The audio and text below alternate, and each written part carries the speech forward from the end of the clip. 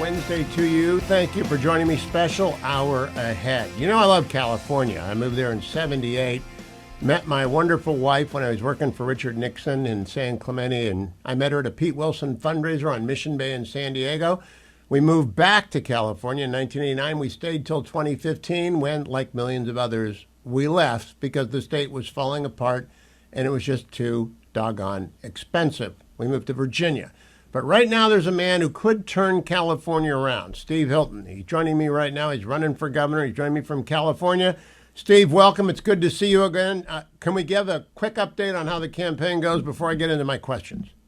Thank you. Great to be with you. And I so agree with everything you just said there about the terrible missed opportunity that's been going on for years when this amazing state could have been powering ahead. Instead, it's been crushed by these ridiculous people who've been in charge. We'll talk about that in a second. Campaign's going well. I'm on the road all the time. It's a big state, but it's a beautiful state. Wonderful people, amazing entrepreneurs and small business owners, people struggling against the one-party rule that's been in place now for 15 years. In terms of the race, obviously the big news last week was that Kamala Harris isn't running, not a surprise to me, but that really leaves the field pretty clearly set now. You've got a bunch of Democrats running, a couple of other Republicans, but there really are two front runners now, according to the recent poll that was the latest polling, which is myself and Katie Porter, pretty much neck and neck. She's the leading Democrat. I'm the leading Republican. We have this top two jungle primary system. So whoever comes out in the top two, regardless of party, goes through to the general election. The primary's in June, general election in November. Right now, it's me and Katie Porter, former member of Congress from Orange County, ran for the Senate, lost to Adam Schiff, didn't make it into the top two. Now she's leading the Democrat field. That poll, I was slightly ahead of her by 1 point. Let's call it even. Everyone else, however, far behind. So looks like a two-horse race at this point. Katie Porter represented the district I lived in for many, many years in Irvine, California, and she's a hard left, very hard left, somewhat wacky person. So that'll be an interesting general election, but let's talk about issues today. First and foremost, can Steve Hilton make California safe again? Because whenever I go back, the fear is palpable among people just walking around on the streets of formerly safe places. So I laid out a plan on this a few weeks ago, actually with a very important man who endorsed me that same day. We did it together. The district attorney of Yolo County, a guy called Jeff Reisig, but better known as the architect of Proposition 36, which passed in California last year overwhelmingly, nearly 70% of the vote across the state. It was it won in every county in California. And this was the proposition last year, 36, that reversed much of the disastrous Prop 47, which really led to the explosion in retail theft and robbery and all that madness that we saw for so many years. Prop 47 was, of course, notorious, amongst other things, for legalizing robbery, burglary and theft and stealing up to $950 per day. And you're not getting into felony territory. So ridiculous extremism. Most of that's been reversed by Prop 36. Jeff Reisig, the architect of that, DA in Yolo County, endorsed me. Together we laid out a plan. Remember, when it comes to crime, it's very decentralized. So you've got sheriffs, police chiefs, mayors, boards of supervisors, very decentralized in terms of policy compared to other areas of policy. But here's what the governor can do and what I will do.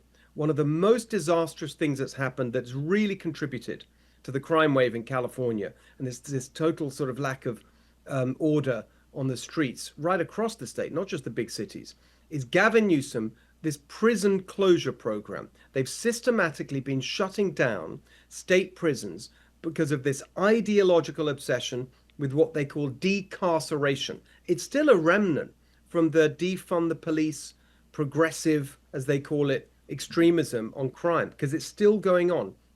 They've already closed 4 state prisons. There's a 5th he's just announced. The consequence of that is you've had tens of thousands of dangerous criminals literally released onto the streets. The parole system's been fixed with kind of fake data put in to justify these early releases. On top of that, you've had transfer of prisoners, because there's no capacity, from state prisons to county jails. So they now Oh, are overwhelmed and overcrowded.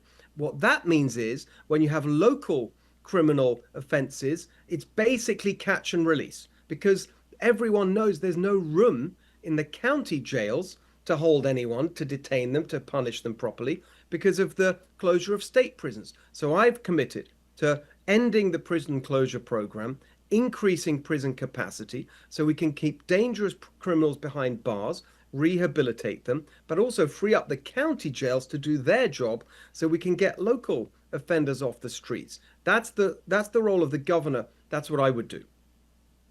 great start. Because safety is, I think, going to be a major issue next year. Second major issue, can Steve Hilton make California affordable again?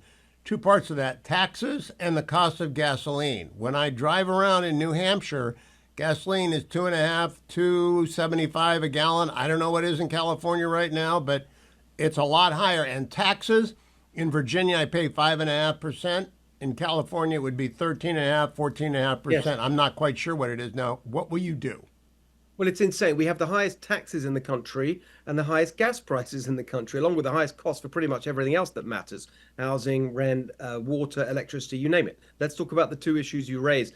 The gas prices point, that's actually the first one I addressed in my campaign because it's really crushing working people in California and working families the most. They're the ones who have really been hurt the most by this far left extremism, not the rich Marin County liberals tapping away at their laptops in their mansions, waging their kind of climate virtue signaling war. It's the people who work for a living, who drive their cars and trucks hours a day to get to and from work. They're being crushed.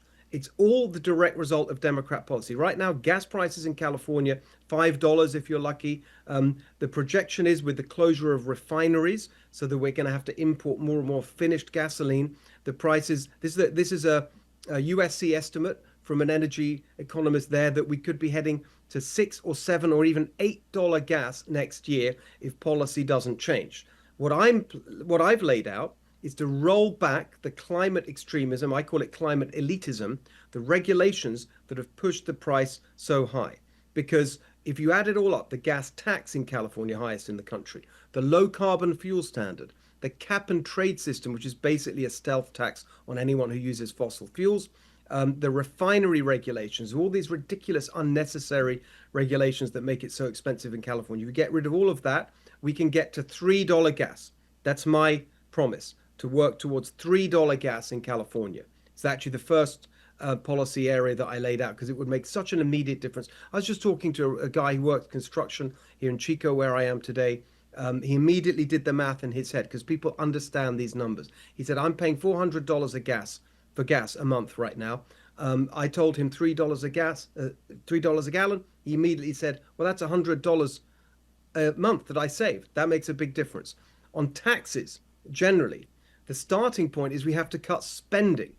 And this spending is out of control. They've doubled the budget of the state of California in the last 10 years. It's gone from 160 billion to 320. Doubled the budget. While everything's worse. The school results are worse, homelessness worse, crime is worse. So you've got to start by cutting back the spending. Here's my plan. Again, focused on helping working people. Your first $100,000 of income free of state income tax. Above $100,000, a flat tax of 7.5%. That is pro-worker and pro-growth. We need to attract businesses back instead of them fleeing California. Job creators, wealth creators, entrepreneurs that are moving to Nashville and Miami and Texas. We got to stop that. We've got to make California the best place to start and run a business. So that's the tax plan. Just to be clear with everyone, I've done the math with former colleagues. I was a fellow at the Hoover Institution, and that would involve cutting spending by 18.5%. That's the math to get to that tax plan. But that sounds ambitious, but what it really does is take the budget of the state of California back to what it was just before the pandemic, a Democrat budget under Gavin Newsom. So this is not some outlandish, shrink the state, crazy right-wing plan. It's just practical common sense. And put those two things together, Okay. $3, $100,000 tax-free. That is a huge transformation for working people in California. That could get people to move back. Because people will pay a little bit more in taxes to live in the wonderful land of California if it was just 7.5% and not 14. I'll be right back. Don't go anywhere, America. Steve Hilton is with me for most of the hour. His website, if you want to learn more about each of his plans, is stevehiltonforgovernor.com. stevehiltonforgovernor.com. We'll post all of this, of course, over at my YouTube channel. Send it around to everyone you know in California, especially those old enough to vote. stevehiltonforgovernor.com. Spending most of this hour with Steve Hilton, who is running for governor in California. His website is stevehiltonforgovernor.com. Steve, when I raised my kids in California with my wife, the California education system was the gold standard, K through 12. They went to public schools. All of them left the state. Now, K through 12 scores are plummeting. Community colleges are overrun with people. They're too crowded. Kids can't get into the Cal State system, and it's a miracle if they get into the UC system. How do you fix the California education mess if you're governor? Well, I literally just announced my plans on this 2 days ago in Sacramento because it's a nightmare. The promise of opportunity. I mean, we're the land of opportunity. That's the idea of California. That's what we all think of. There was a time when people would think of the American dream, they'd think of California. That idea of owning your own home, having a great education and raising your family and enjoying the beautiful weather. All that stuff is just out of reach now because they've smashed, the way I put it, they've smashed the rungs on the ladder of opportunity. And the first rung is education. And in fact, the most important part of that story, according to all the data, remember I worked back in the day in the government in the UK. I have a long background in public policy as well as being an entrepreneur myself. And there's no disagreement that if you want to ensure opportunity, the most important thing is reading at grade 3, achievement level at grade 3. That is what is the biggest determinant. All the studies have shown that. You're 4 times as likely to drop out of high school, for example, or college if you don't have basic competence at reading and writing at grade 3. We're the worst in the country right now. And so I laid out a plan this week to start to address that. Again, it's being realistic about what you can do as governor. And what you control is the curriculum, because the State Board of Education, the governor appoints all the members.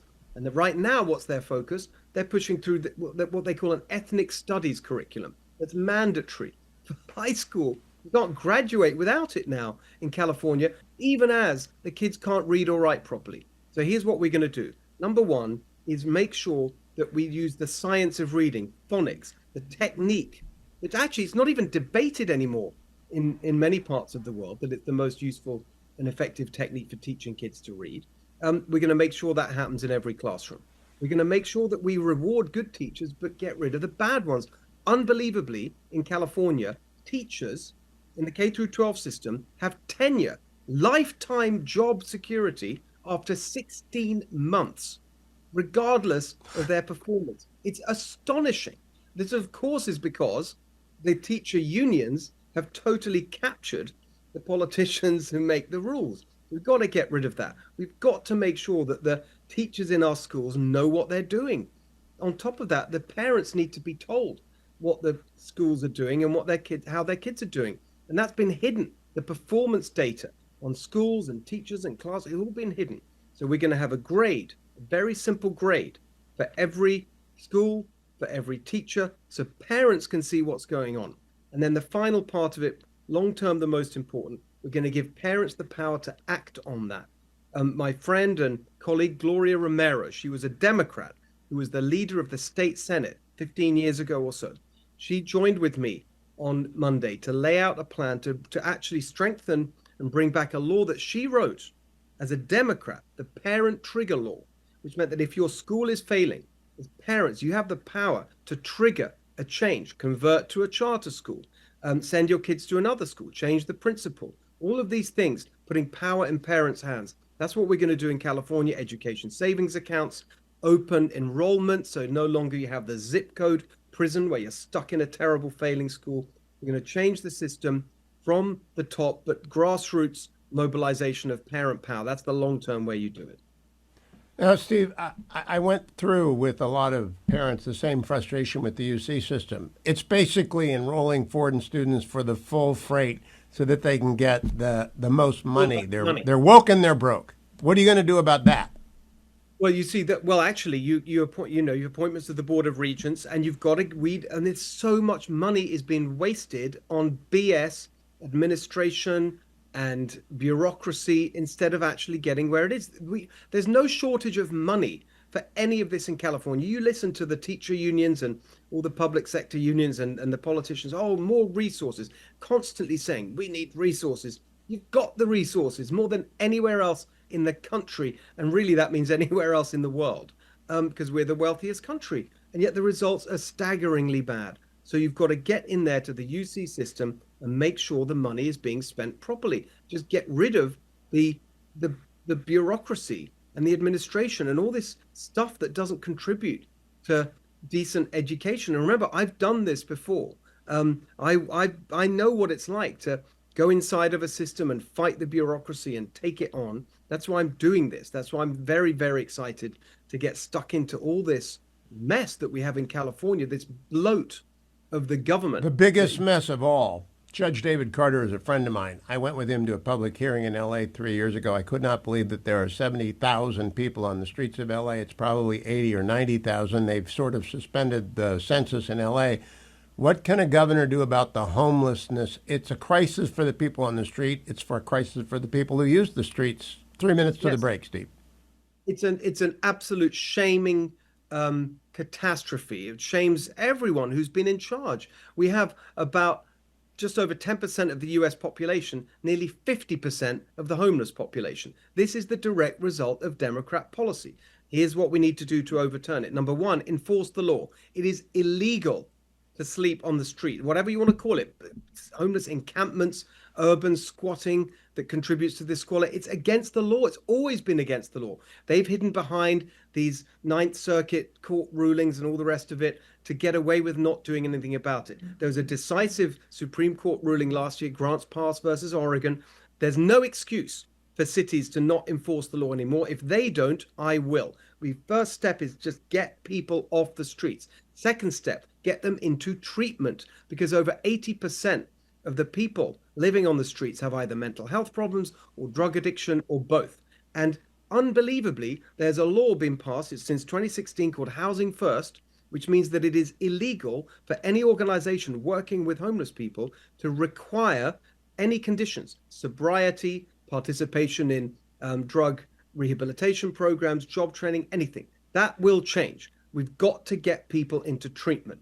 The third step, mental health. There's plenty of money for mental health treatment, but it's been completely wasted. It's all this swamp of non-profits and organizations not making any difference. We need to apply for the waiver from the Medicaid reimbursement scheme that allows you to have mental health facilities that have more than 16 beds. There's this limit of 16 beds. It's been there since the beginning of Medicaid. That means we just don't have the capacity in California. Mental health I didn't know that. Basically, that's insane. Insane. That's insane. No, hang on a second. We will be right back with Steve Hilton.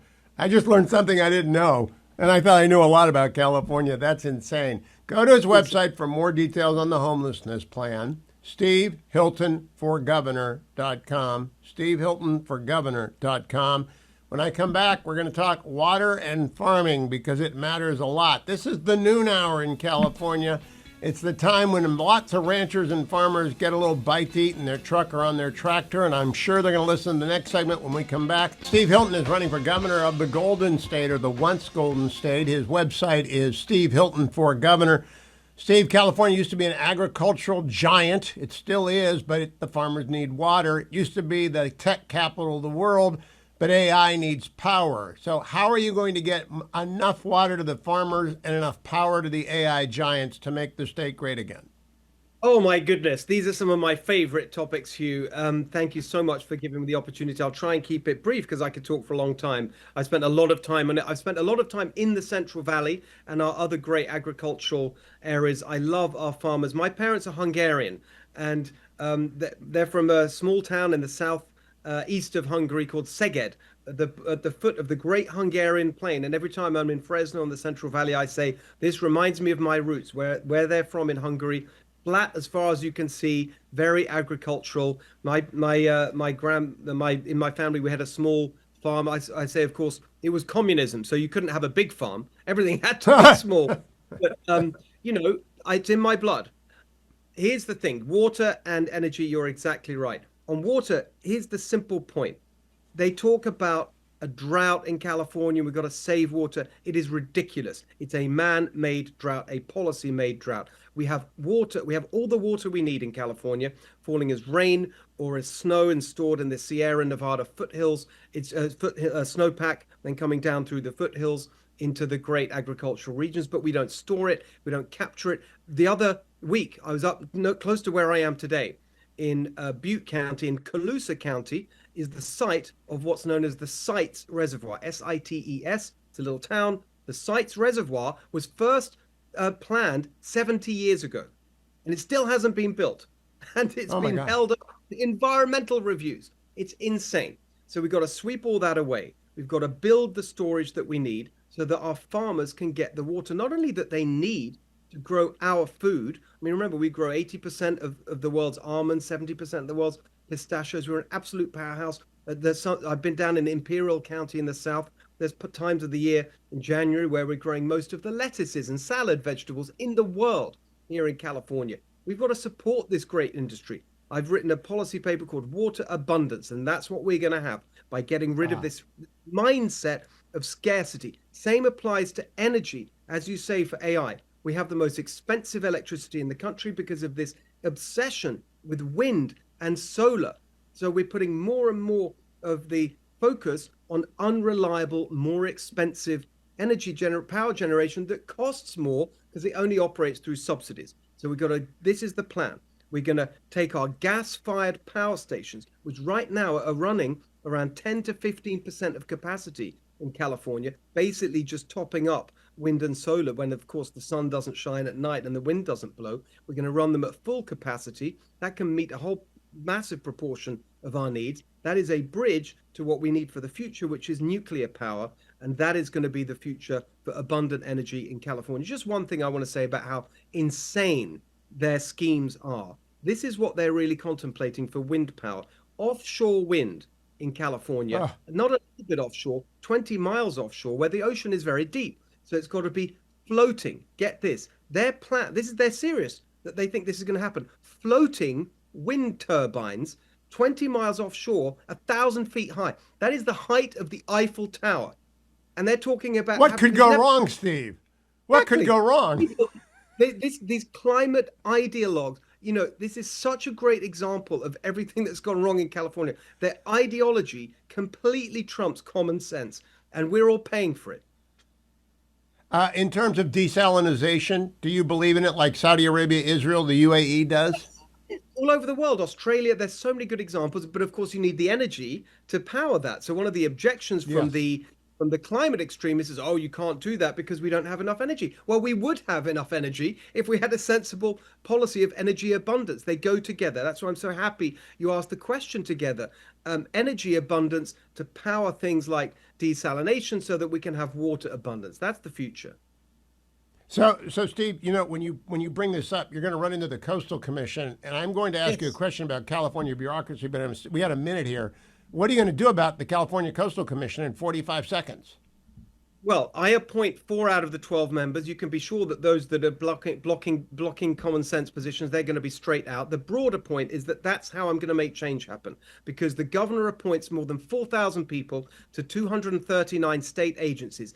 That's where so much of the damage is coming from. These bureaucratic agencies pushing out ridiculous regulations, tying everyone up, making it so impossible and expensive and time consuming to do anything in California, to build anything. We're going to kick them out. That is the main power I will have as governor. Even if you have a hostile legislature, I can make big change happen by taking on the bureaucracy, kicking out the extremists, and putting in common sense people. My final segment with Steve Hilton is coming up. His website is stevehiltonforgovernor.com. My last segment for today with Steve Hilton. Steve Hilton is running for governor in California. stevehiltonforgovernor.com.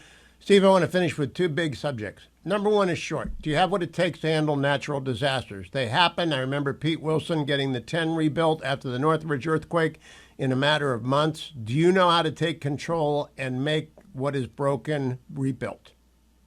Yes, and remember, my experience. I've worked inside of a government at the highest level, senior advisor to the prime minister.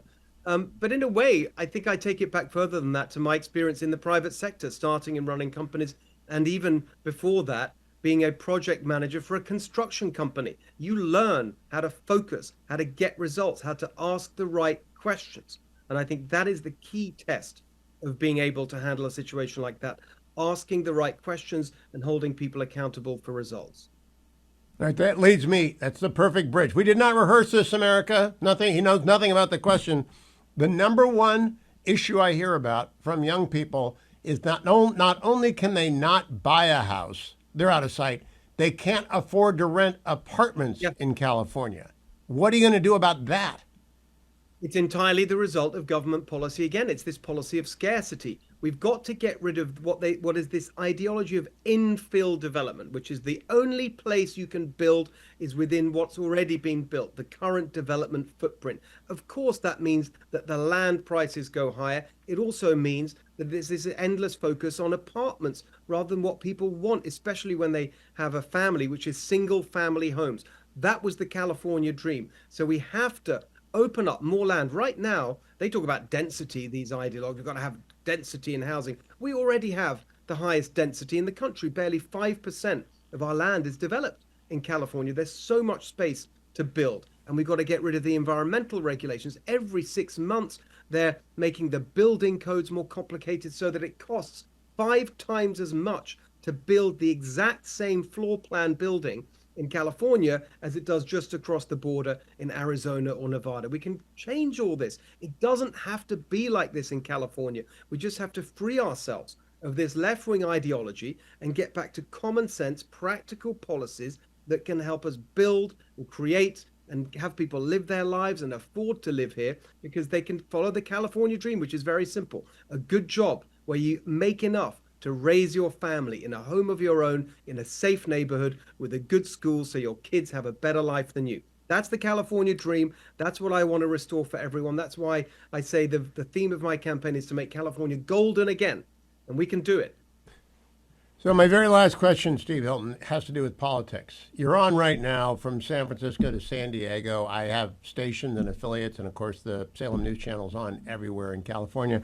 My question to you has to do with the fact that California politics revolves around money because it's such a big state.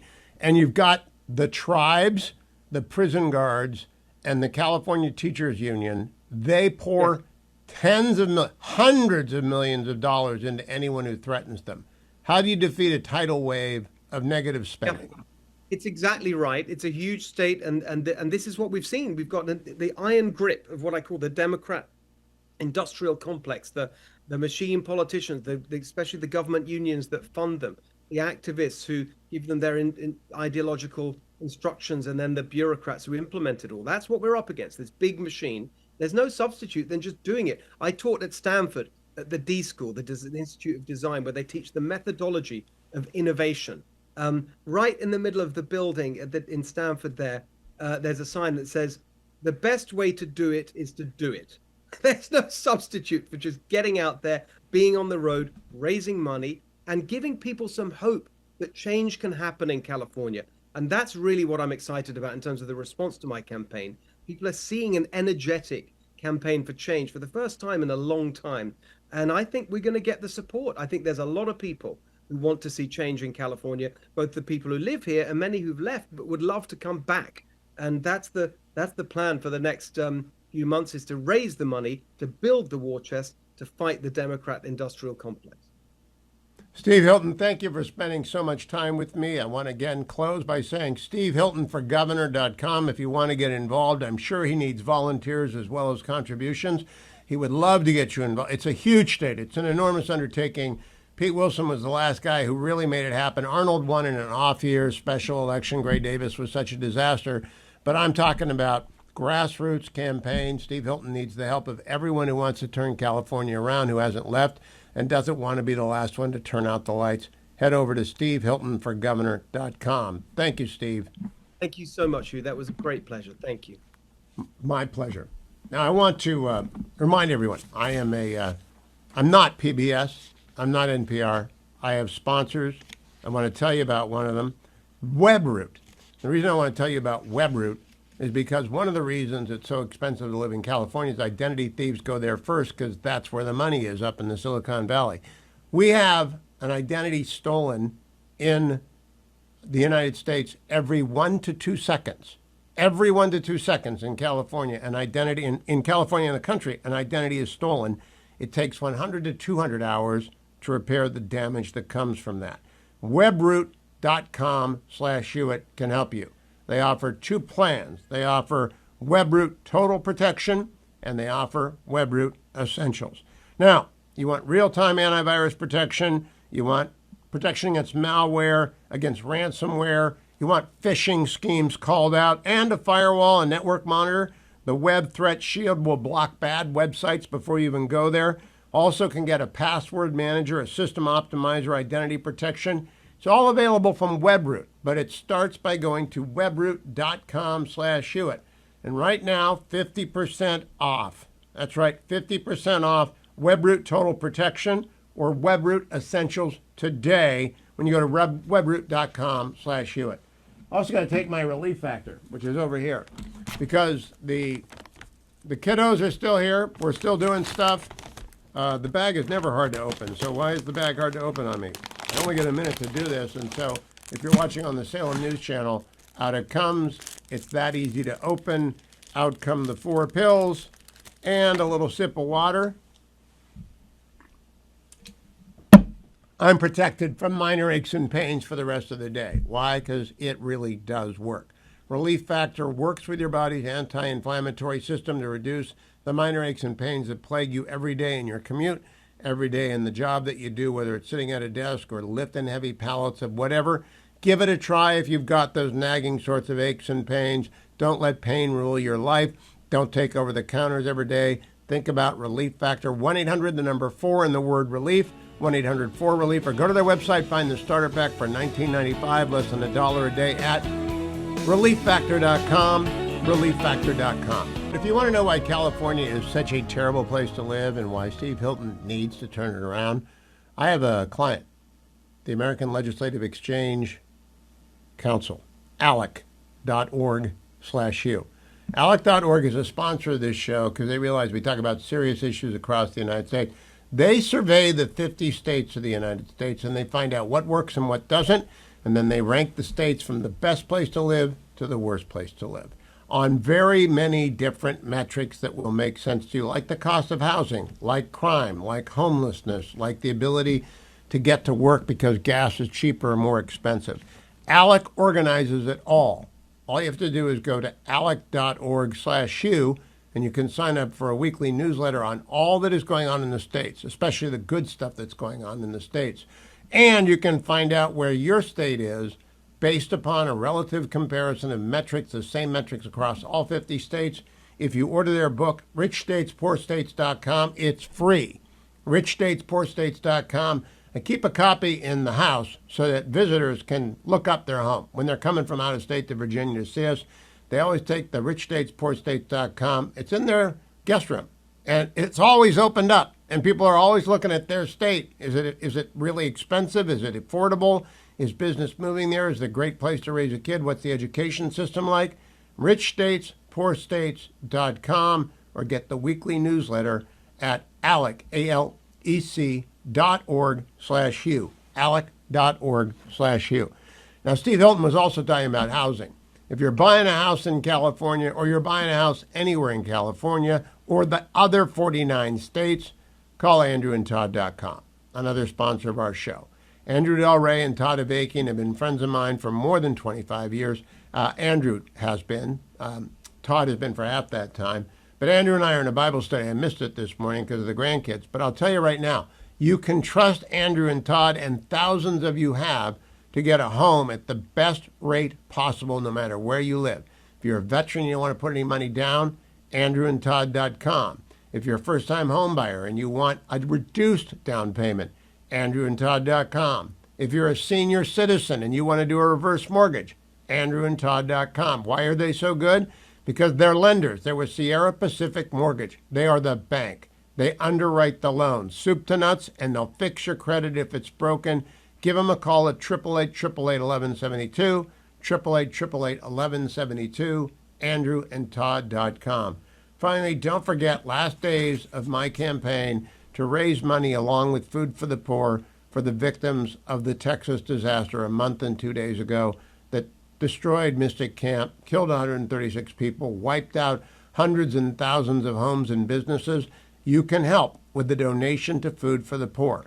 The best way to do it is to visit my website and hit the banner at the top. Help Texas, $50, $100, $500. They're still cleaning up. They'll be cleaning up for a long time. Or do it the old-fashioned way. Call 855-359-4673. 855-359-4673. That's 855-359-4673. Any amount helps. Food for the Poor is a good steward of your money. They get the relief where it is needed in Texas. Thank you in advance for helping. Welcome to the Hugh Hewitt Show on this Wednesday. Quite a lot of headlines. A shooter took aim at soldiers at Fort Stewart today. It is believed to be an active duty sergeant in the Army. He wounded 5 other soldiers before being apprehended. It is not believed that any of the injuries is life-threatening, but we await updates. First reports from such things are usually wrong. He is in custody. Prime Minister Netanyahu will convene the Security Cabinet tomorrow, 6 p.m. Israeli time, which will be 1 p.m. U.S. time, I believe, to discuss whether or not to go forward with the full occupation of Gaza and a military offensive into every area of Gaza. That decision seems to me to be preordained. Gideon Sar, the foreign minister of Israel, was at the UN today. He said plans to recognize the Palestinian state, quote, assassinated the hostage deal. Of course, Macron, Starmer, Carney, and everyone else who came out right at the height of negotiations gave a carrot to Hamas, and Hamas immediately broke off negotiations. I have a column in the Washington Examiner today that's very, very blunt. Emmanuel Macron is a Hamas accomplice. It is that simple. You can read it. I posted it on my X account as well. Special Envoy Steve Witkoff is back in Russia meeting with Putin again. The meeting is on Ukraine, of course, as President Trump's deadline for movement from Russia approaches. At the same time, Trump has hit India with an additional 25% tariff because India continues to buy oil from Russia, thus fueling the Russian oil industry, which fuels the war machine of Russia. The tariff on India is now up at 50%. There's a big story in the Wall Street Journal, the tariff effect. Billions in revenue, but no economic earthquake. Turns out that $72 billion more this year in tariff revenue already than last year from the tariffs.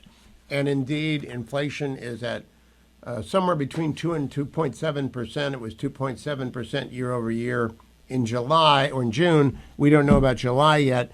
But it isn't anything like the doomsayers said. And $72 billion is a lot of money. That's half of the bill for the defense rebuild in the one big beautiful bill. Finally, Trump is coming for public universities. He's got UCLA in his sights specifically. UCLA was where so much anti-Semitism exploded last year. Kids who are Jewish on campus were denied access to the campus by radicals. And those radicals had masks and they were not arrested and the university didn't step in. So Trump's Department of Justice and Department of Education are going to make them an offer that they can refuse. And if they refuse, they'll get sued. So what's all this done to the markets? Pretty good day on Wall Street today. This is brought to you by our friends at AmericanFederal.com. Nick Grovich and his team can be reached at 1-800-221-7694 if you want to buy gold or sell gold or buy silver or sell silver. And if you're one of the tiny number of people relative to the 330 million Americans who like to collect coins, they do that too. But they're not in the business of selling you special commemoratives. They sell you gold, and it's based on what the strike price of gold is at the time you get them the cash. The spot price right now is at $3,433 an ounce, about $4 higher than yesterday. Not a big moving day for gold, but that's still $110 higher an ounce than it was last week at this time, and holding steady. Meanwhile, the Dow went up about 1/5 of a point, the S&P up 3/4 of a point, and the NASDAQ, tech heavy, went up 1.21% today. That went 2% on Monday, down about 0.6% on Tuesday, up 1.21%. Good week for the NASDAQ. But gold's had a better week. If you want gold, call Nick Rovich and his team. Straightforward, honest, transparent. It's a very, what do you need? What do you want? Do you have a plan for how often you're going to buy gold? Are you diversified in what you have? Diversification is the friend of the long-term investor, not a trader. Trading gold is not very smart. Buying and holding gold is. Their phone number is 1-800-221-7694. If you want to start small, I'll start you with an ounce of gold, or even a half ounce or a quarter ounce. If you want to start big and you want to buy a gold bar, they can do that too. They do seven-figure sales. Of course, the commission on a seven-figure sale is quite low. The commission on a single ounce of gold is going to be higher. But whatever it is, don't think about the commission. Think about the security that gold gives you when it's in your safety deposit box, hidden away in your safe. But mostly, get it off-site. Don't leave gold at home. It's not something you want to lose. It's something you want to be able to find. Call Nick Rovich and his team at 1-800-221-7694. President Trump held a press conference today. It was about LA 28, the Olympics that are coming to LA in 3 short years. But it went all over the place. Let's start with the Hamas video of Aviatar David, who is being starved to death, cut number 5.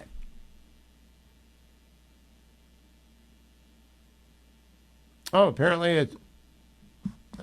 Okay, we're trying to get our machine to work at this point, but after a brilliantly technically successful exchange with Steve Hilton, it decided to take a dump on us here and not. It dumps out, so we'll need a minute. Let me tell you what I'm going to do tonight. I'm going on to Fox Business Closing Bell because they liked what I wrote yesterday about the Endangered Species Act in the Fox column that I put out yesterday entitled Memo for President Trump, Secretary Burgum, and Director Nesvik. I wrote part 2 for tomorrow's Fox News column because I really hate the Endangered Species Act. I love animals. I want to make sure that truly endangered animals are protected. But environmental radicals have taken over the U.S. Fish and Wildlife Service, the NOAA, and every state agency in concert with them, and the EPA gets their thumb in there. It's a giant tumbleweed tangle of regulations, guidance, ho-hum, bad administration, terrible bureaucrats, lazy people, incompetent people. And as a result, we've got a housing shortage wherever endangered species are. When the Endangered Species Act passed in 1973, there were 78 species. Today there are 1,300. The reason there are 1,300 is the service adopted junk science called projected decline in occupied habitat. And it's a complete scam. It's led to many species and subspecies being listed that are not remotely endangered. And tomorrow's column will list 3 different executive orders that President Trump can undertake immediately to get everything we need done when it comes to the subject of endangered species. Simply put, number 1, direct that every species and subspecies that has been listed as endangered be removed from the list immediately if it was done so on the basis of projected loss of habitat.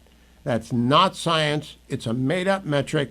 It's a rigged game. It always results in a species being listed as endangered because Americans have developed a lot of their land in the last 100 years, but there's a lot more to develop. But if you project what was developed in some ranges forward, where it's not going to happen, they're never going to develop the Los Angeles forest, for example. They're never going to develop the Cleveland National Forest. It is just a silly thing. 3 executive orders. 1, every species listed on projected development basis off. 2, we are going to start to compensate every property owner whose property is interfered with by the endangered species, either on a rental or purchase basis. And 3, we're going to radically restructure, fire every area and regional director that's career, replace them with serious people who know to expedite permits, and hold everyone accountable in that agency for performance because they are absolutely lazy and inefficient. They don't get the job done, and many of them are environmental extremists. Now to the press conference. We start with cut number 5. Have you seen the Hamas released video of Israeli hostage Aviatar David starving and being forced to dig his own grave in a Hamas tunnel? I have, yeah. I have. I think it's horrible. I think it's horrible. And I hope a lot of people do get to see it as bad as it is because I think it's a horrible thing. He's right. If you haven't seen it, you ought to watch it. Hamas is terrorists, but they're sadists as well, as Dr. Michael Oren said on the program yesterday. Now I want to talk about the Olympics, cut number 7. We'll do anything necessary to keep the Olympics safe, including using our National Guard or military.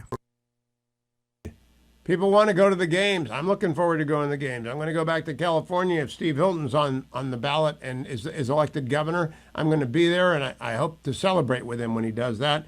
He also said this about men competing in women's sports at the Olympics, cut number 6. I also want to welcome the chair of the U.S. Olympic Committee, Gene Sykes. Gene, thank you. Thank you, Gene, very much. And thank him for recently banning men from competing in women's sports. That's a big deal. Thank you very much. It's amazing the way I don't hear any applause for that when everyone feels it. It's a 97, don't worry about it, Gene. That's a 97-3. It's not 80-20, it's 97-3. But nobody wants to clap. It's crazy. The United States will not let men steal trophies from women at the 2028 Olympics, so we appreciate the fairness. And He might be right. I always call it an 80-20 issue. Maybe it is a 97-3 issue. Donald Trump might be right again. More from his press conference when I come back. I want to go back to President Trump's press conference today in the on the stage of the LA 28 Olympic presser. He took questions and answered a lot. Cut number 2 on tariffs. you know, one of the questions asked of me this morning is, are you going to make a dividend to the people? And the purpose of what I'm doing is primarily to pay down debt, which will happen in very large quantity. But I think there's also a possibility that we're taking in so much money that we may very well make a dividend to the people of America. That would be interesting. I think a $37 trillion debt comes first. Second, on the Doge person who was beaten up last night when he came to the aid of women being assailed on the streets of D.C., our nation's capital, Donald Trump said this, cut number 3. By the way, I have to say that somebody from Doge was very badly hurt last night. You saw that. A young man who was beat up by a bunch of thugs in D.C. And either they're going to straighten their act out in the terms of government and in terms of protection, or we're going to have to federalize and run it the way it's supposed to be run. He also shook up Republican politics quite a lot. Cut number 8. Trump, nice to see you got off the roof all right. Yeah. You said this morning that you probably won't be running for a third term. This weekend, Secretary of State Rubio said that he thought J.D. Vance would be a great nominee. You could clear the entire Republican field right now. Do you agree that the heir apparent to MAGA is J.D. Vance? Well, I think most likely, in all fairness, he's the vice president. I think Marco is also somebody that maybe would get together with J.D. in some form. I also think we have incredible people, some of the people on the stage right here. So it's too early, obviously, to talk about it, but certainly he's doing a great job, and he would be... See, it's too early to talk about it. Stuff happens over the course of 3.5 years. But he talked about it, because that's what he does. Now, I was on last night with Reince Priebus on Sean Hannity's show talking about the Texas legislators. I came back around on Fox and Friends this morning with Griff Jenkins. Been a long day today. Instead of the Hannity clip, let's play the Griff Jenkins exchange. It's shorter, cut number 10. Here to discuss it, Fox News contributor and host of the Hugh Hewitt Show, Hugh Hewitt. Hugh, the Holocaust comparison, what do you make of all this? Well, I said last night to Sean Griff that this is bad high school theater. It is people who've never had any attention paid to them and without any power in Texas drawing a little attention to themselves and in the same time stopping the appropriate redistricting of Texas and stopping people from being able to get the relief they need after the Hill Country disaster of July 4th, the one that destroyed Mystic Camp and killed 136 people. So Texas legislators are turning their back on their constituents. They are not heroes. They are cowards. They had to go back and do their job, try and make arguments against the maps and get that water bill passed. The flooding has to be repaired. They've got to go back to Texas, and they got to do it soon. Stop with the theater. Get back to work. So, Hugh, what do you make of, I mean, it seems a bit rich that the runaway Democrats went to Illinois, which is heavily redistricted already in favor of Democrats. 14 of 17 seats are held by Democrats. And now Massachusetts, where there are, let's see, 0 seats held by Republicans in the House. President Trump likes to point to Massachusetts because he won more than a third of the vote there, and there are 0 Republicans in either the Senate or the House from Massachusetts. Illinois is the worst redistricting map, the one that you'll find the strangest districts drawn in, because Illinois Democrats are ruthless, they're cutthroat, and they went after as many seats as possible. Gerrymandering is as old as 1812. It began in 1812. Both parties do it. Texas has got the perfect constitutional right to do it. There are only 2 rules, 1 person, 1 vote. All districts have to have the same population size. And 2, you may not use race to draw a district unless it's so ordered by the Voting Rights Act. Texas has the perfect right to go back in and redraw its maps, as does every other state that is not given that power, like California did, to an independent commission in their constitution. And so when you look at California, it's a pretty good job of redistricting. Texas did not do that on behalf of Republicans. They're going to do it. It'll eventually get done. In the meantime, we just got a bunch of drama kids hiding out in Illinois. And, you know, Hugh, you mentioned President Trump. He was responding to this and is threatening getting the FBI to possibly locate and return the runaway Dems. Listen here. In a certain way, it almost looks like they've abandoned the state. It looks very bad. Yeah, go ahead, please. Should the FBI get involved? Should the FBI get involved? Well, they may have to. They may have to. No, I know they want him back. Not only the attorney general, the governor wants him back. You can't just sit it out. You have to go back. You have to fight it out. That's what elections are all about. So the question now, Hugh, is what can actually be done about these Democrats? Governor Abbott has appealed to the Texas Supreme Court to declare one of the seats of one of the Democrats vacant, that they abandoned their job. So if that court rules on that, they'll do it again and again and again for Texas Democrats. More importantly, though, as I listened last night to Lieutenant Governor Dan Patrick explain, they have bills other than the redistricting before this special session of the legislature. It's only been a month and a couple of days since the Mystic Camp disaster, the hill country of Texas destroyed in large part. They need to get people back into the legislature so they can pass the relief bill for those people whose lives were destroyed by those floods. So I think instead of the drama, they got to go back and serve their constituents, especially those who were hammered on July 4th in the hill country. That's such a great point, Hugh. The Texas Hill flood relief hangs in the balance with them gone. We'll see what happens. Hugh Hewitt, thank you for taking time. So I'm glad to get up early in the morning when it's an important thing. I work pretty late in the day, and I write a column in between, and I've got to do Fox Business tonight. I think this Texas story is so indicative of the dire straits in which Democrats have fallen, that they're really just a bunch of theater kids of the worst sort, not the good sort, the worst sort, always looking for attention, drama kids. And they don't get any attention in Texas because Texas is a red state, and so they ran away. And by so doing, they're denying people who are hurting their ability to get relief. So I hope the voters in Texas remember, when you need them the most, Democrats will run away. That's what happened in North Carolina, by the way, in the floods under Joe Biden. That's what happened in Ohio and East Palestine. That's what happens whenever disasters happen and Democrats are in charge. They run away. I don't want you to run away. I want you to help Food for the Poor, which is sponsoring a campaign to help the people in Texas. We have the banner Help Texas up at HughHewitt.com for 3 more days. I'm asking you to please make a donation. You can go to HughHewitt.com and hit that banner, or you can phone in a gift. It's totally tax deductible, by the way. 855-359-4673. Be the opposite of those Texas legislators. They're not doing the job they are supposed to be doing, so you do something you don't have to do.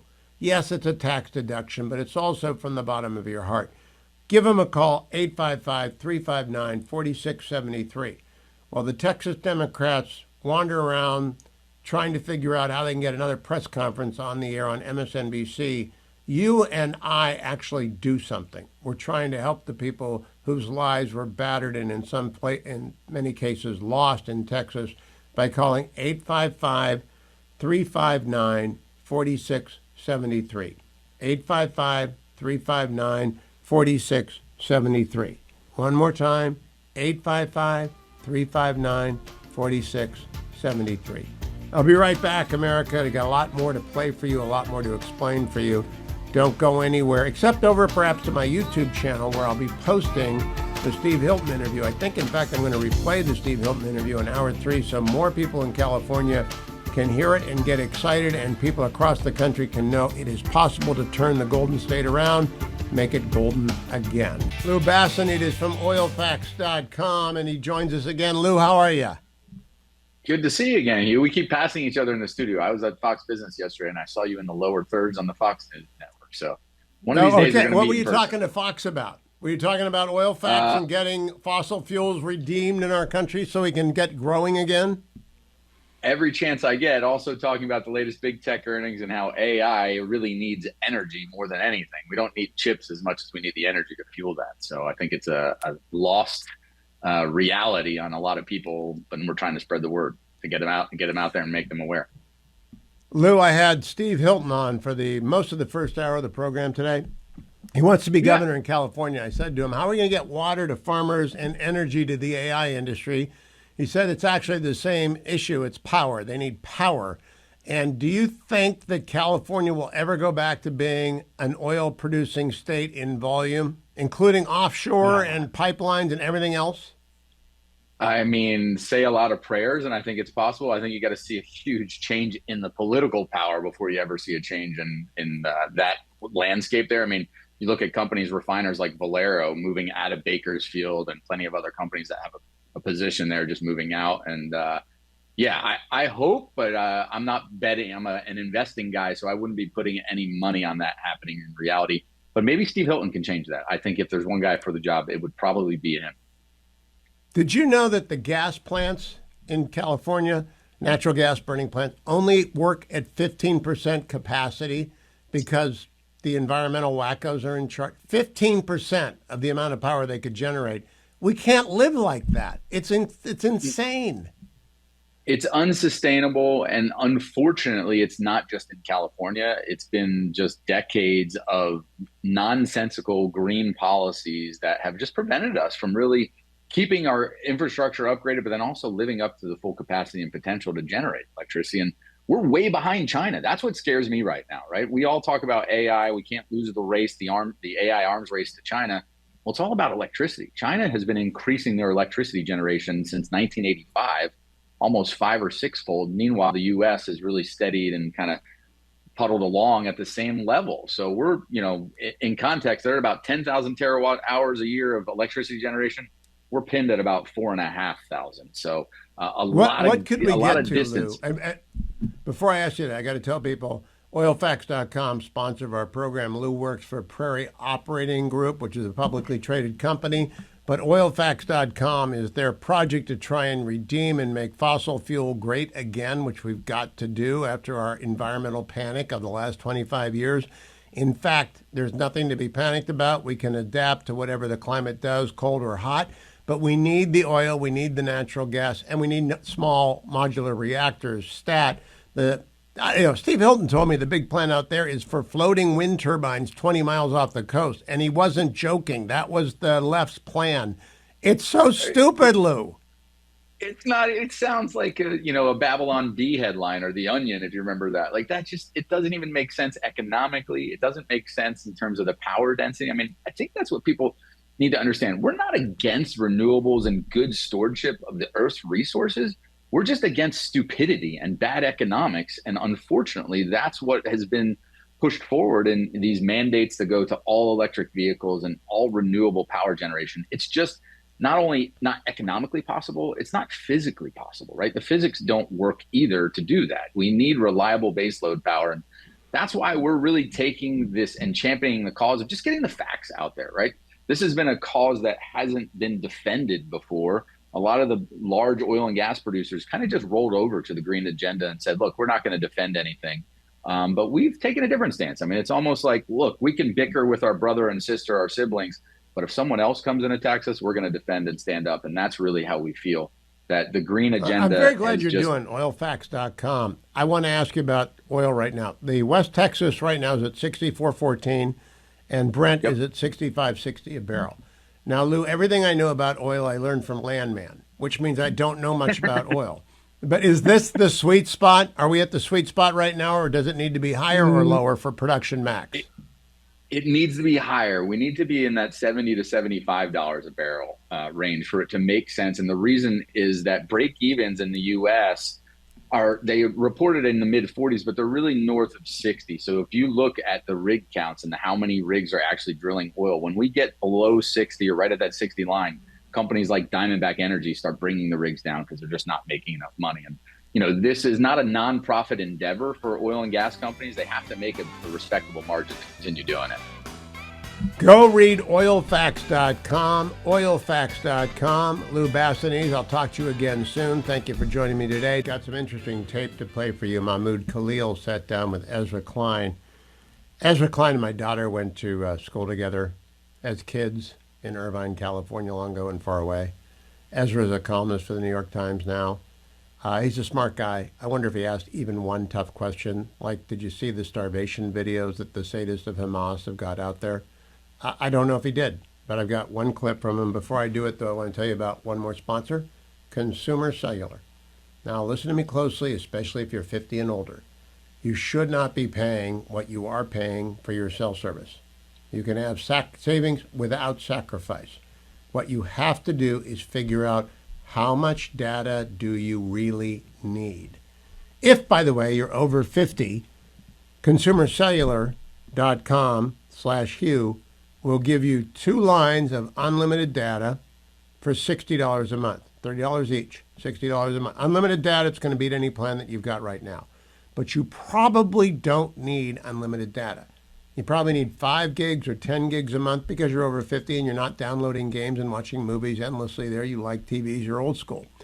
Whatever it is you're paying, first find out what it is, get your phone bill out, and then call 800-221, I got to get it right, 800-411-4454. 1-800-411-4454. 1-800-411-4454. Tell them I told you to call. Use my code HUGH25. When you do, you'll get $5 each off of your first 5 monthly bills. So you'll get, if your bill was $20 a month, it will be $15 a month for the first 5 months. It's a special deal. It's HUGH25, pretty easy code to remember. The thing to remember, though, is that you don't have to sacrifice service for savings. You can have both. You can save money every single month, and probably a significant amount a month, because you probably don't know what you're paying for your cell service right now. Probably do not know. Get the bill. Look at the bill. Find out how much data you are having, and then call 800-411-4454. Be sure to use the code HUGH25 and then say, okay, here's how much data I'm using. What do you think I need? And they will work with you. When you call 800-411-4454, you'll get a menu. Push 1 for this, 2 for that, 3 for that. And then you'll be talking to a live human being in the second button. You don't get a second button. You get a live human being after the first button. And usually within 20 seconds, almost always within 1 minute, even when the call volume is heavy, because they're based in the United States and they want to serve you. They're customer service oriented. Remember, you can keep your number, you can keep your data, keep your contacts, keep all your messages, keep it all, or you can get a new device. But the most important thing, if you're 50 and older, Consumer Cellular is built for you. consumercellular.com/Hugh. consumercellular.com/Hugh. Or if you call 800-411-4454, use my code HUGH25. Now about Ezra. Ezra's a smart kid. I used to talk to him when he was in grade school and in high school.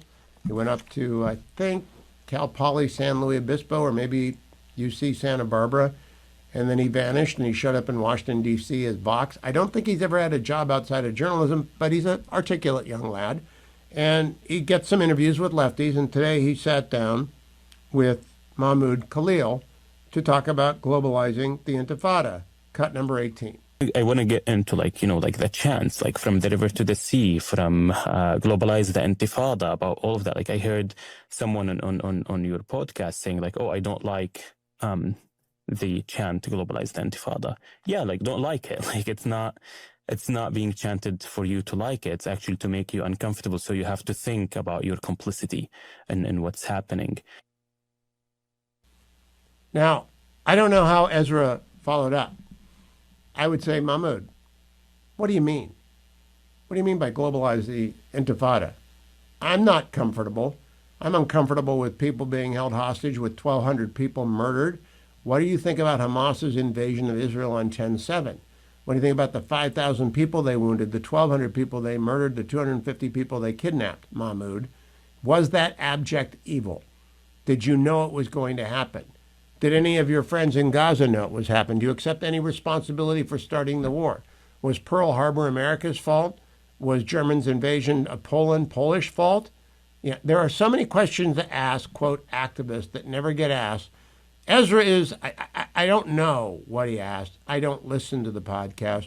And it's because when you know someone is a little boy, all right, it's hard to take them seriously. I know a lot of people take Ezra seriously. It's just harder when you know them as a little boy. It's especially hard for me to take anyone seriously who's never had a job in government and never had a job outside of journalism and never signed the front of a paycheck. Right? I've run businesses for years. I've run 3 law firms. I've worked. I've got people working for me right now. And I really do wonder if you're just a journalist. Now, Ezra started Vox. And I think he's wealthy because he did. He conned some people, not conned. He sold some people on the concept of Vox. I think Vox is losing money like a tide of red ink, but I'm not sure. Might be different. I just hope he followed up.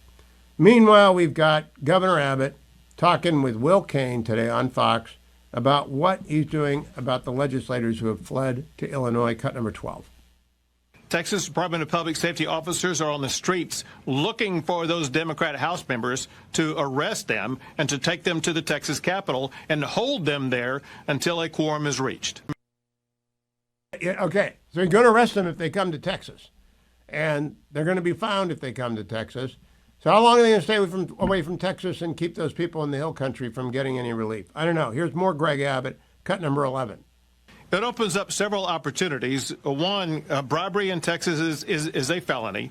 Felony is the type of offense that we can issue papers to have these Democrats brought back. Another thing, though, that the Democrats don't seem to know, and that is taking or receiving a payment like they have to escape or not take a vote subjects them to forfeiture of their seat. That's going to be one of the legal grounds you're going to see asserted here immediately to seek the vacation or elimination or abandonment of these House seats by the Democrats. So we will remove them from office and call for elections to replace them. Good for Governor Abbott. Every trick in the book, everything he can think of, but mostly I would hammer on what Lieutenant Governor Dan Patrick hammered on right before I came on Hannity last night with Reince Priebus. Lieutenant Governor of Texas was saying, you know, we've got this relief bill for the people shattered by the floods of July 4th in the Hill Country. We can't move it until they come back. So they have turned their back on people who are suffering because they don't want to fight competitive races in Texas. They're giving up. They essentially admit they can't win. I've got a special kind of stupid coming up. Beto O'Rourke on CNN with Pamela Brown today. Must have been a slow day in the booking department to go dig up Beto.